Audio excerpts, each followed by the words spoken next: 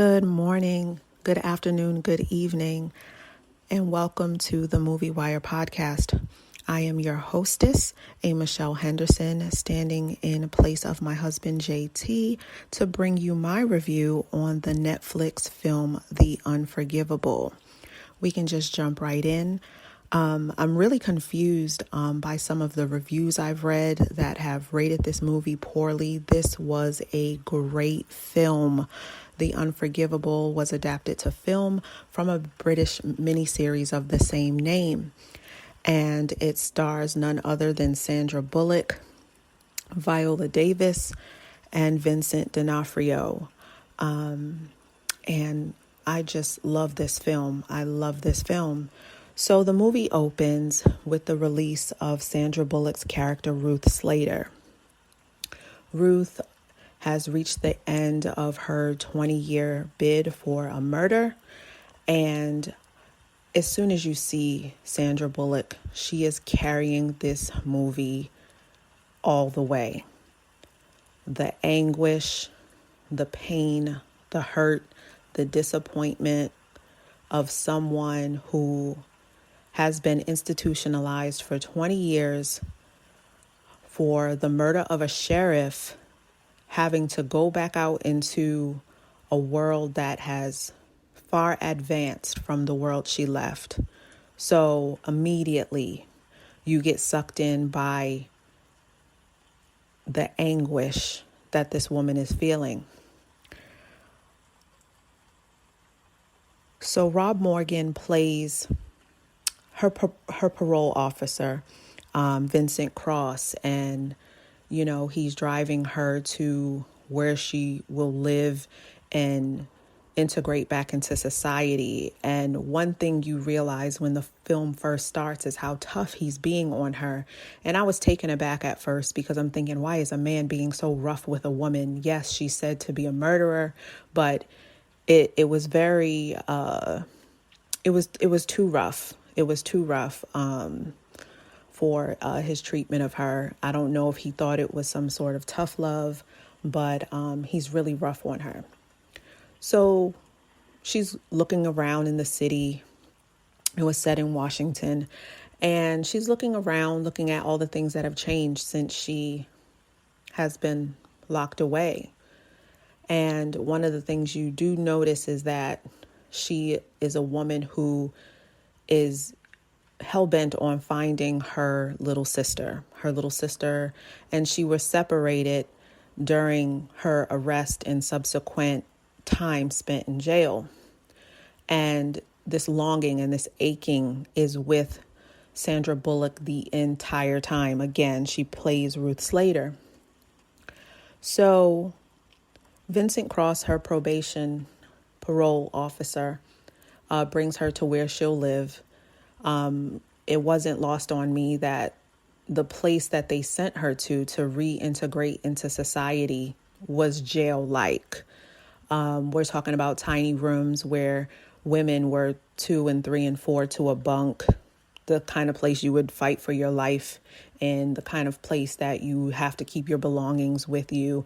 So it's really no different than what she left behind in prison, but now she's, supposedly free.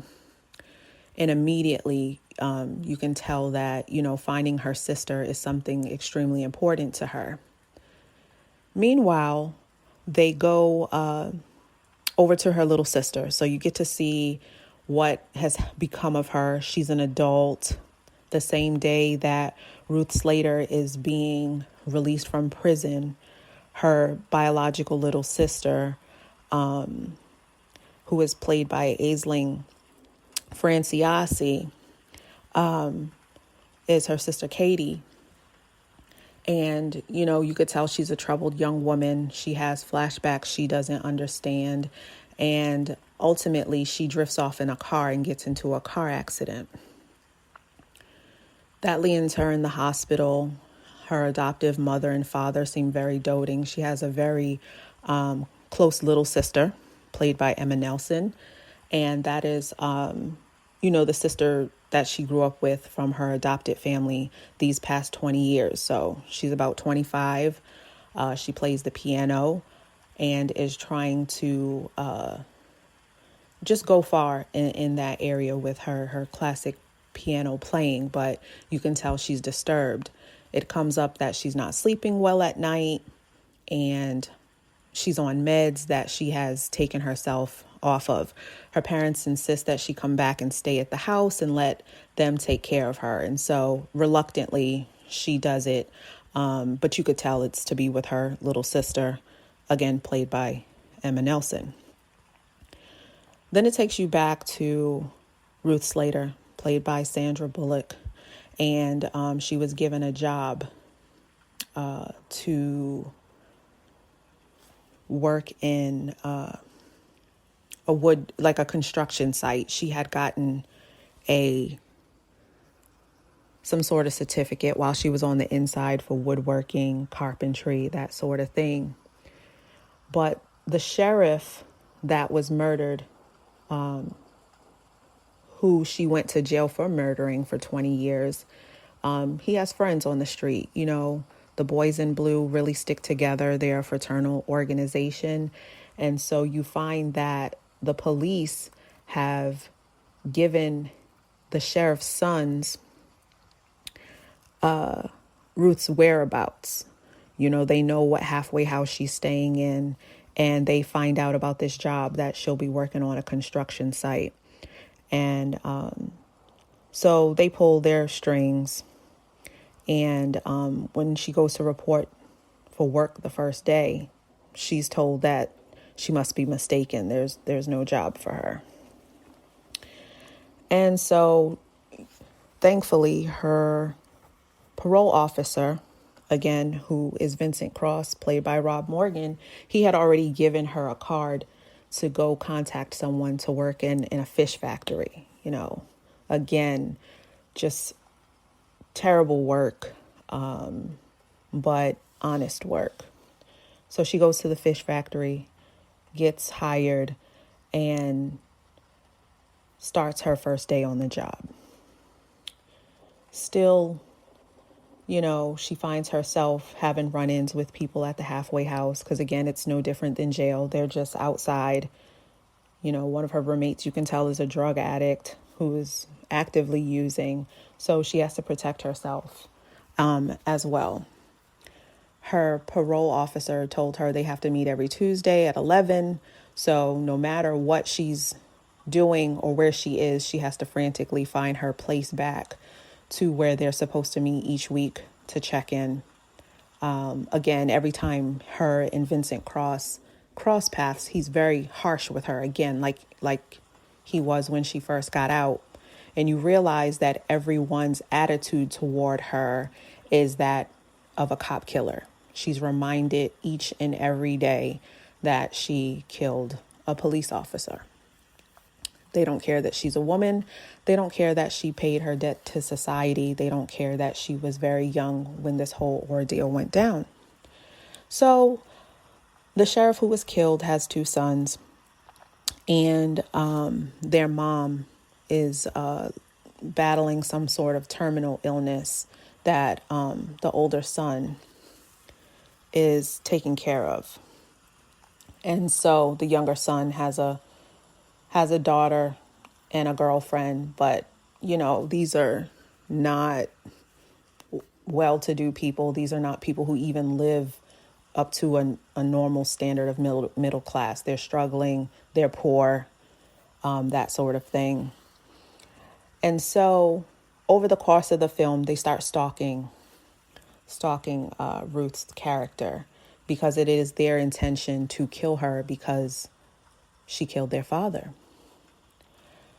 So one day, Ruth gets it in her mind that she's going to go to the home that she grew up in, that her and her sister grew up in. But it's also the home that this happened at, where she was taking care of her little sister, Katie, and some gentlemen came to evict her from the house. Her mother had died in childbirth.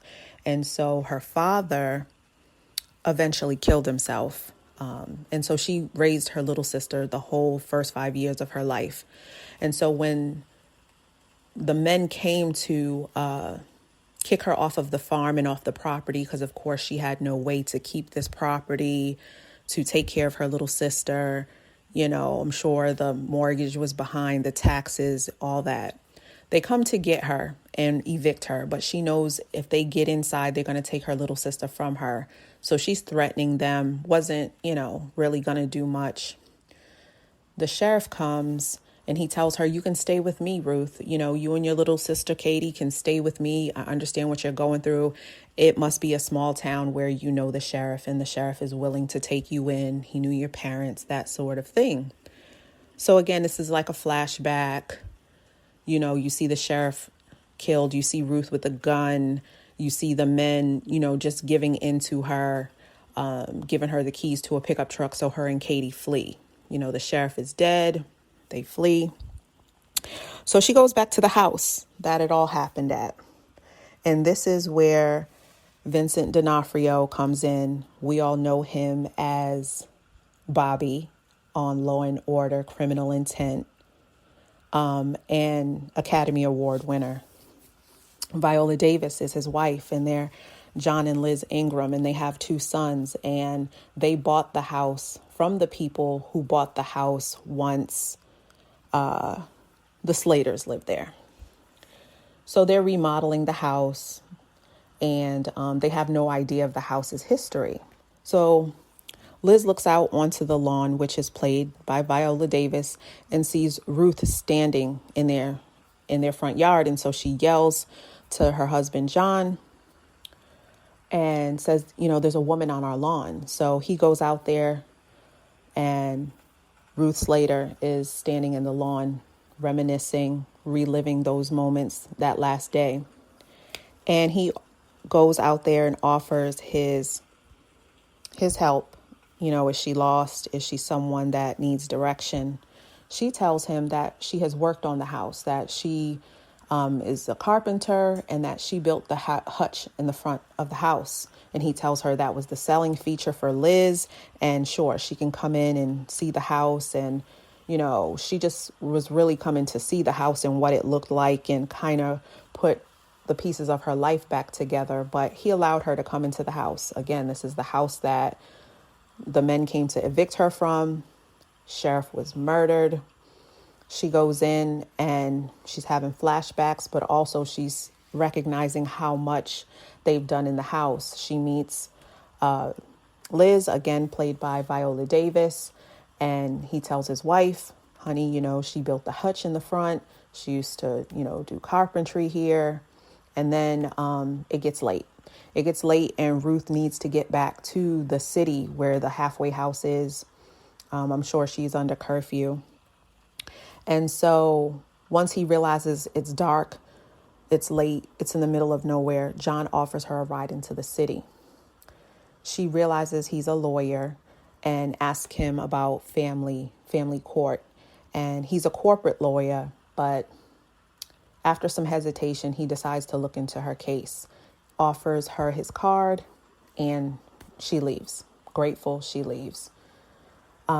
Meanwhile, at the fish factory, she has a guy on the job that is taking an interest into her life.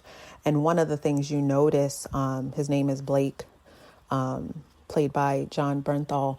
You notice that the agony is there. One thing about Sandra Bullock in this film is she never breaks character. That anguish, that pain, that disappointment, that dark cloud is over her throughout this entire film. This is a woman with a heavy heart. This is a woman who wants to die, but she cannot give up. She never gives up. Like, one of the things you'll see is her willingness to keep going, even when she has every reason to quit. She's behind her eyes. She's 2 seconds from crying this entire film. All I can express during this film is the anguish she's carrying. This is a heavy-hearted woman, the anguish. So Blake befriends her at the fish factory. He's taking an interest in her. And you can tell even when he's being nice to her, she doesn't even know how to receive it. That pain never leaves. That sorrow never leaves her eyes. The anguish is there. She doesn't even know how to receive compliments. She doesn't know how to receive his help. And slowly but surely, she gives into his friendship. She gives into his friendship, but very reserved, walls up, guarded, still focused on her mission of finding her sister. Meanwhile, the two brothers of the sheriff, again, they're having their own issues amongst themselves. They're really not even central characters at this point. But again, they're stalking her to kill her, to find her alone. And then the oldest son does come later on, but we'll get to that. So she decides she needs a second job, and she goes into a house being built for the homeless, offers her services. The man tells her that they're not hiring, but she proves to be an asset to the place. And so he gives her a job at minimum wage. And then she also begins to stay on the work site, which is a unfinished housing unit for the homeless. So then the two brothers find out that she's there and she's alone. And the youngest one comes to visit her. He comes to visit her one day. She thought he was a man who came with the delivery people to deliver the materials, because the younger son was more hesitant to kill Ruth. He doesn't remember his father as much as the older son, and he has his own problems. Like I said, he's poor. He's barely getting by himself. He has a baby. He has a girlfriend who doesn't even look like a well woman at all. So he has his own pressures. He doesn't remember his father, but when he went to visit Ruth and spoke to her, he began to hate her as much as the brother did. And he agreed, yes, she has to go. We have to kill her. So he went in. When she thought he left, she left. And he finds some of Ruth's belongings and finds out she has a sister. He takes a picture of a diary entry, because you have to see, this woman for 20 years has been writing her sister faithfully, thousands and thousands of letters and notes and a journal solely for her sister when she is able to find her. So the movie picks up, and he tells his older brother she has a sister. We're going to find this sister. Meanwhile, Vincent D'Onofrio's character, John Ingram, finds out that Ruth Slater is a murderer. She's a cop killer, and he wants nothing to do with the case, but she keeps calling him and she keeps leaving messages, and he decides to look into it just a bit, just poking around. And so, Ruth is looking around, trying to find a way to meet with her sister. And during that time, the adopted parents are taking Katie to her audition, and their younger daughter, again played by Emma Nelson, she finds all the letters. She overhears a conversation from the parents that John is extending them an opportunity to meet Ruth if they'd like to, because she just wants to reach out to her sister. She won him over. The parents are going back and forth as to whether Ruth being in Katie's life at all is good for her.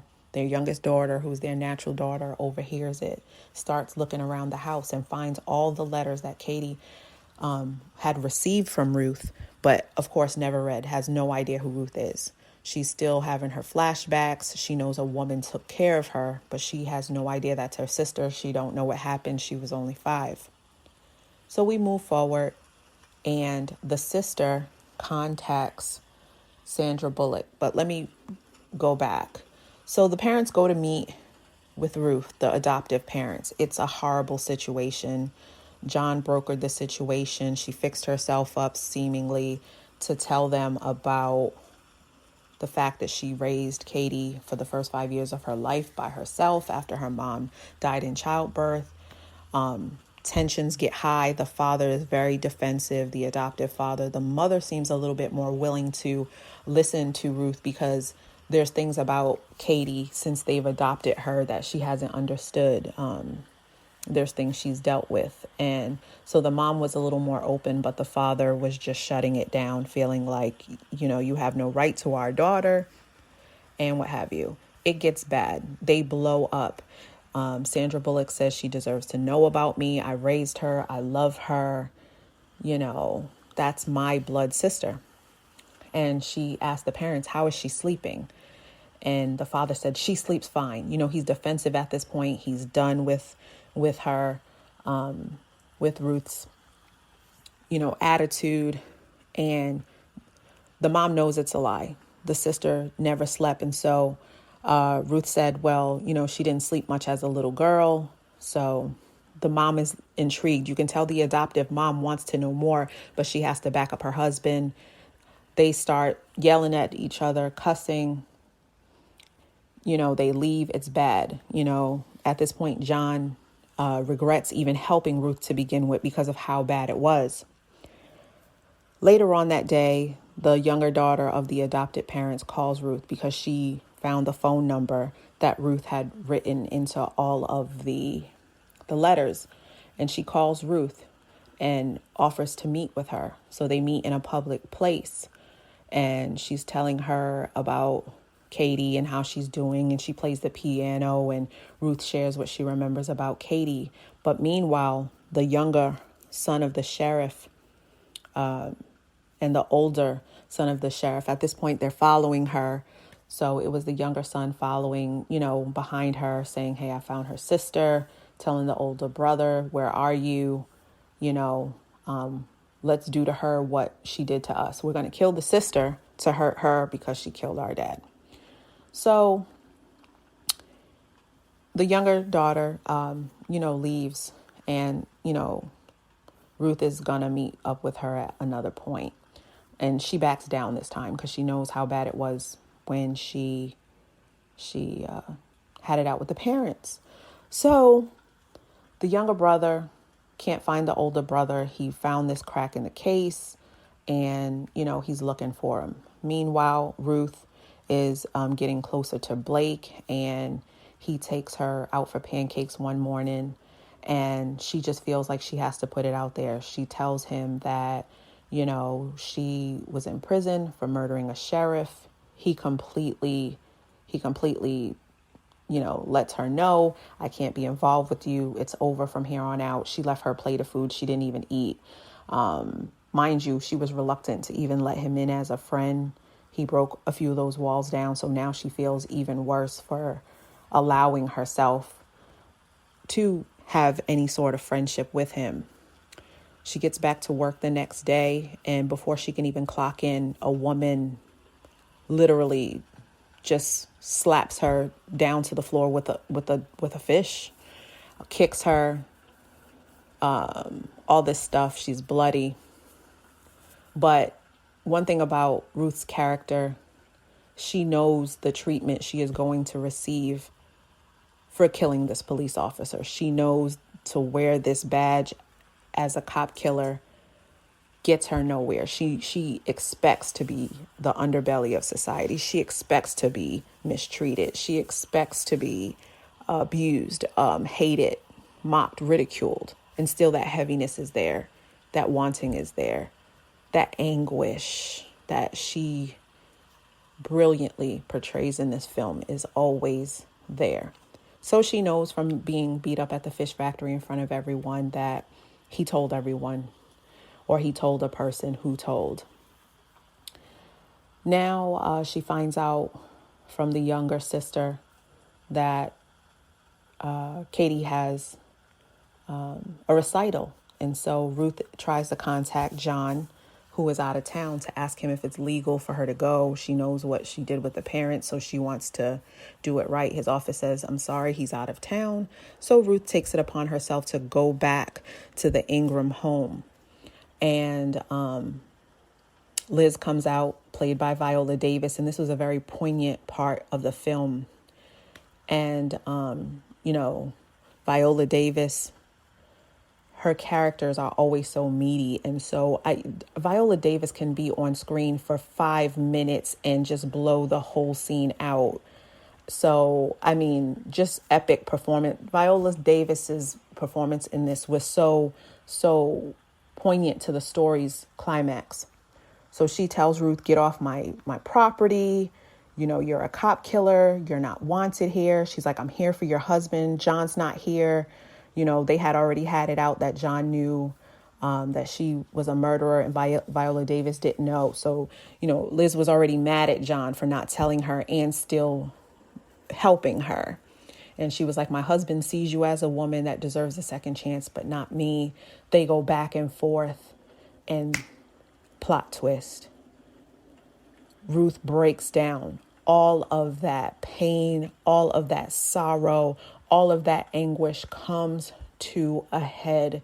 And Viola Davis has that aha moment. Ruth Slater cries. She was only 5. She was only a little girl. She was only 5. Then that's when we see the whole point of the film, you guys. This is a spoiler alert. If you have not seen it, turn it off. This is the whole crux of the film. It is here at that moment between Liz Ingram and Ruth Slater that we find out that Katie, in fact, killed the sheriff. We go back into that scene that has been flashed before us time and time again, whether it be Ruth's recollection or Katie's fuzzy recollection of what happened that day. The men came to put them out of the farm. She knew they would come and take her little sister, so she was threatening them. All she wanted them to do was leave, so Ruth was threatening them. The sheriff took it upon himself to enter the home. Katie was sitting on the floor next to a shotgun. She goes down the steps and sees the sheriff, and the sheriff's like, no, Ruth. He's calling for Ruth, but Ruth is on the phone because she's negotiating with the men outside. Katie, at 5 years old, pulls the trigger on the rifle, but the blowback, because it's so powerful, hits her in the face and knocks her out. So he's dead, head, gunshot wound to the head. And when Ruth comes down the stairs, she finds her little sister dazed and confused and seemingly knocked out because of the blowback from such a powerful weapon. So she picks up the gun. Now all the men outside have heard this gunshot. So Ruth scoops up Katie into her arms, runs out onto the farm. The men back up because she has a gun and they know that something happened. They know the sheriff is down. She's threatening them, move. They give her keys to a red pickup truck just to, clear the farm so that they can go help the sheriff. They don't know he's dead, but they know something terrible happened in there. One gunshot. She flees to a diner with Katie, and the little girl is got a bruise across her face, but it's from the butt of the rifle when she got blew back from pulling the trigger. So she gets the little girl pancakes. Then you can see that at one point Ruth was, a happy woman. It was at this transition moment. This is where the anguish comes from. This is where that heaviness was placed upon her. It's when she finally got to the diner and got a chance to sit down and talk to Katie. She said, I'm sorry for making you do that. And the little girl said, do what? And then Ruth realizes that Katie has no recollection of shooting the sheriff. And so meanwhile, the police come and they surround the truck that she drove to the diner. Finally, Katie's little pancakes come. Ruth is with tears in her eyes, knowing she has to say goodbye to her little sister for who knows how long. But it is then at that moment in that diner that she realizes, I have to go down for this for her. She's only 5 years old. She is only 5 years old. So she says her goodbyes to her little sister, not knowing what would happen to her, tells her to eat her pancakes, moves her seat from the window so she can't see her being arrested. So Ruth goes out into the parking lot. Of course, at this point, she's the cop killer. They throw her onto the ground. They bring her to jail. And now you go back to them on the front lawn. She's talking to Liz, and Liz realizes, oh my gosh, she never even committed this crime. She said, okay, fine. I'll drive you to the recital where your sister is going to play so you can see her. Meanwhile, one of the sons of the sheriff kidnapped the younger daughter of the adoptive parents, confusing her with Katie. When they saw Ruth with her, they assumed she was Katie. And so they'd been following her into the neighborhood of the adoptive parents. So the adoptive parents are in the symphony hall waiting for Katie to play her piano, not knowing their younger daughter has been in touch with Ruth and now also has been kidnapped by the younger son of the sheriff, who is really on a rampage now because he found out his girlfriend has been sleeping with his brother. So he's going to do this alone. He's going to avenge their father alone. So while they get to the symphony hall, the younger brother calls Ruth and is like, hey, I got Katie. Meet me here. So she tells Liz, I need a ride somewhere else. She's not here. I know where she is. She goes to this, looks like silos, kind of like some sort of work construction site. He lures her into the building that he has the sister at, the younger sister to her biological sister, tied up on the floor. When she gets in there, she realizes it's not Katie. It's actually the younger daughter of the adoptive couple. So she, negotiates with the son and says, hey, your father was talking about you that morning. He said you wouldn't mind moving into another room so me and my sister could live there. He was a good man. He's like, don't you talk about my father, you cop killer. He's crying. He has no real recollection of his father because he was the younger son. And so, at this point, Liz already knows that Ruth is being controlled by like a hostage situation. So she goes to get help. And, it all comes down to the scene in the room where, Ruth is really just trying to protect the Malcolm daughter from being killed, played by Emma Nelson. And, he goes and tries to kill Ruth's character. He can't. He breaks down crying. By this time, the young lady gets out. Subsequently, Ruth comes out. She's thrown to the ground again, as she was the very day they assume she killed the sheriff. And the son gets arrested as well. Then you go and then you see the Malcolms have left the concert hall. Katie has played well. They're standing at the ambulance. Ruth finally sees Katie for the first time from behind, with the little sister on the rescue squad. She turns around. She recognizes who Ruth is. Her memories start to come back together. She walks up to Ruth hesitantly and hugs her. And you could tell that Ruth is shocked. Her whole life, the past 20 years, all she ever wanted to know is if Katie was okay. And there she was standing in front of her, still with her own issues. But now the Malcolms were willingly, allowing her to interact with her because she saved the little sister's life. And they embrace as the movie closes. And, there's no reconciliation as far as, the admittance that it was never her. And I think it's for the best. If you went to jail for 20 years for your 5-year-old sister to have the opportunity to have a life, you would never take that away from her. You would allow yourself to still be labeled as a cop killer. I mean, we can all assume or dream or think that perhaps the truth does come out and Katie is allowed to be the one blamed for it. But because she's 5, she's not held responsible. Either way, Sandra Bullock's character, Ruth Slater, carried that film. Again, the anguish, the pain, the disappointment, the sorrow. Like she gave up. Essentially, this is a story of a sister who gave up her entire life for her little sister. Remind you, she was about 15 when Katie was born. And so by the time the murders happened, she's about 20. Then she spends 20 years in jail. She's been raising this little girl as her own since a teenager. And she only ever wanted her sister to prosper and have a good life. And she literally was the sacrificial lamb so that Katie can be free. And mentally, Katie wasn't free at all. And so, so many lessons could be learned from the film. Again, great acting.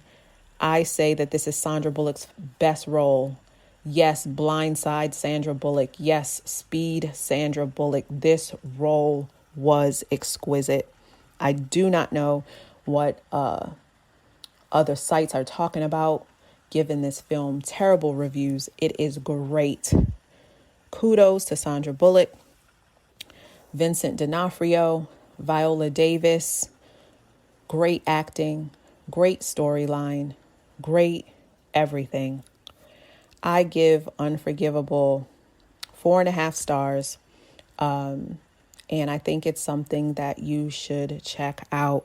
Again, I am Michele Henderson, and thank you for listening to The Movie Wire. Follow us on all our social media platforms, and we'll see you next time. Thank you for listening to The Movie Wire. Subscribe to our channel so that you don't miss our next